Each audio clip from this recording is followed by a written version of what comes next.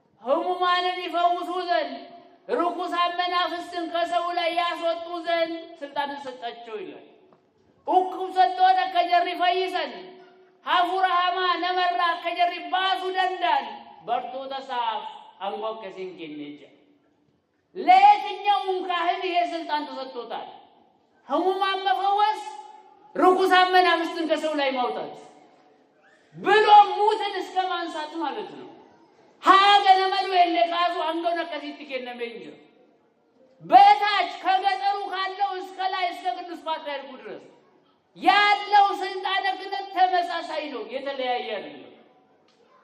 በዘመናችን ግን የምናየው እንዲህ አይደለም። በረከነ ከነየሰጥ ከነገሩ ከናምን ይቻል ጎበዝ ልናስተውል ያስፈልጋል።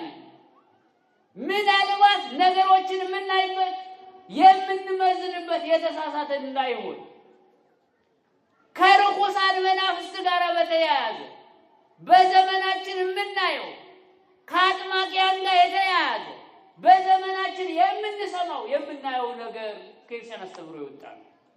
በዚህ ፈተና መንዳረ ከነደበ ይለቻል። አጥማቂነት የሚባል ስልጣነ ክህነት የለም። አንጎልሙማ ጩጳ ቆመ ከየነ መንጅሮ ይቻል የትኛውም ካህን ስልጣነ ክህነቱን በሚገባ የመጠቀምና ያለመጠቀም ጉዳይ ነው። በዘመናችን ግን የምናየው እንዲህ አይደለም። ምናልባት እናስታውስ እንደሆነ እዚሁ አውደ ምሕረት ላይ በባለፈው ምናልባት ግንቦት 4 አካባቢ ላይ ተማምረናል የነበራችሁ ሰዎች ከምን አንፃር ይደረጋል ስለሚሉ ጉዳይ እሱን ላነሳ አይደለም። ግን እንደው ጠቆም አድርጎ ብቻ ለማለፍ እንደው ቢሆንም እንኳን ርኩሳን መናፍስትን ከሰዎች ላይ ሲያወጡ በምን መሰረትና መስፈርት ነው ቢሉ የክርስቶስን አስተምሮና ተግባሩን ከሱ ጋር በማየት ጎፍታን ከኝ ኢየሱስ ክርስቶስ ቢፈከሚን ሀፉረ ሀማ ነሞተራ በአሳቱሬ ሐዋርያትስ እንዴት ናቸው የሚሉትን መጽሐፍ መመርመር ያስፈልጋል። የጌታችንን ብቻ ላንሳላችሁ። በማርቆስ ወንጌል ምዕራፍ 1 ቁጥር 20 ጀምሮ ያለው በምኩራብ በሚያስተምር ጊዜ አጋንንት ያደረበት አንድ ሰው ነበር። ጌታችንን ያየ ጊዜ እንዲህ አለ፣ እየሮጠ ሄደ፣ ሰገደለት። የልዑል እግዚአብሔር ልጅ ሆይ ልታጠፋን መጣህን? ማን እንደሆንክ አውቄአለሁ ብሎ ተናገረ። የአይን ማዋቀዮ ኑበሌሱ ኡፍቴ ኤኙ ከታደ ኑቶ በሬ እንጅራ አከመኑን በለስ ነጀ የሮ ከነቱ ገራ ይቻል። አሁን አስተውሉ። አጋንንቱ እንዲህ ብሎ ተናግሯል። ያኔ ጌታችን ምን አለ? ዝም በልና ውጣ ብሎ ገሰጸው። ጨልሲቲ ነመከነራ በይጅዴ እንጂ ከየት ያስከው ማን ትባላለህ እንደምን ትባላለህ አላለው። ከየት የመጣ አስተምሮ ነው ጎበዝ። አንድ ልጀምርላችሁ። ወደ መጀመሪያው ስነ ፍጥረት አዳምና ሔዋን በደሉ። አባንጌና አዳም ሔዋን ይየከል ያኔ ተጠየቁ። ምን ተብለው? አዳም ወዴት ነህ? የአዳም ገረምጅር ተጀራሜ ያቺ ካንተ ጋር ትኑር ያልከኝ ያቺ ሴት ረዳት ትሆነኝ ያልከኝ እዛ በለስ በጥሳ በላችኝ አሳተችኝ አለ። ሔዋንም ተጠየቀች። እባብ አሳተኛለች። እባብ ግን አልተጠየቀም። ለምን ይመስላችኋል? አጋንንት መጠየቅ ስለሌለበት ነዋ። ሀፉረ ሀማ ጋፈተሙን ከወንቴ ዝም ብሎ የተጻፈ ይመስላችኋል? ለዚህ አዳምና ሔዋን ተጠየቁ። አጋንንት ግን አልተጠየቀም። በዘመናችን ግን የምናወሳ በየአውደ ምሕረቱ የሚደረጉ አሁንም አይን አውጥቶ የፈውስ ፕሮግራም እየተባለ ሰገንታ ፈይና ጀረማ ይቻል ምን ይደረጋል? ስለ ክርስቶስ ያይደለ ስለ አጋንንት እንማራለን። ጳውሎስ እንዲህ አለ በአንደኛ ቆሮንቶስ ምዕራፍ 1 አይሁድ ምልክትን ይሻሉ፣ የግሪክ ሰዎች ደግሞ ጥበብን፣ እኛ ግን የተሰቀለውን ክርስቶስን እንሰብካለን። ወዳጄ ይህ አውደ ምሕረት እኔና እናንተም የተሰቀለው ክርስቶስ እንጂ የሚሰበክልን ስለ አጋንንት አይደለምና ራሳችንን እንጠብቅ። ሌላኛው ቅዱሳን የምንላቸው አምላክ ዘበጸጋ ተደርገው ስልጣን የተሰጣቸው ናቸው።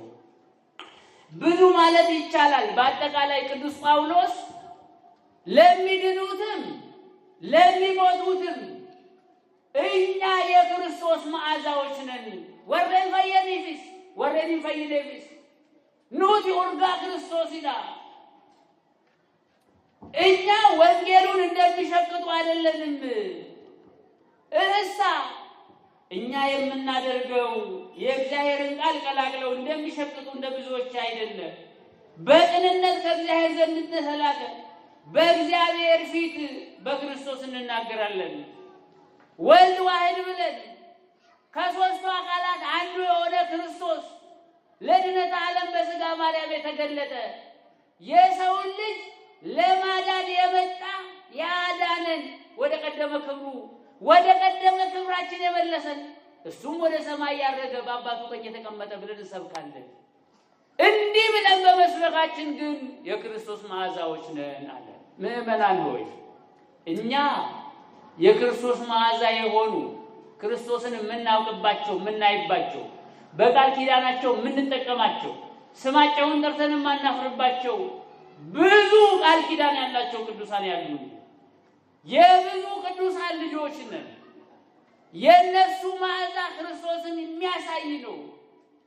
በቃል ኪዳናቸው መጠቀም ልክ ኢሳይያስ እንደነገረን ወደ አባታችሁ ወደ አብርሃም ወደ ወለደቻችሁ ወደ ሳራ ተመልከቱ እንዳለ በትንቢተ ኢሳይያስ ምዕራፍ 51 ላይ ገረባ ከሰን አብርሃም ገረዴሱ ከሰን ሐረ ከሰን ሳራ ትላላከኑ እንጂ ወደ ቅዱሳኑ በንጹህ ልቦና እየተማጸንን እግዚአብሔር በቸርነቱ እንዲጎበኘን በምህረት አይኖቹ መዓቱን አርቆ በቸርነት እንዲጎበኘን የእሱ መልካም ፈቃድ ይሁንልን። አሜን።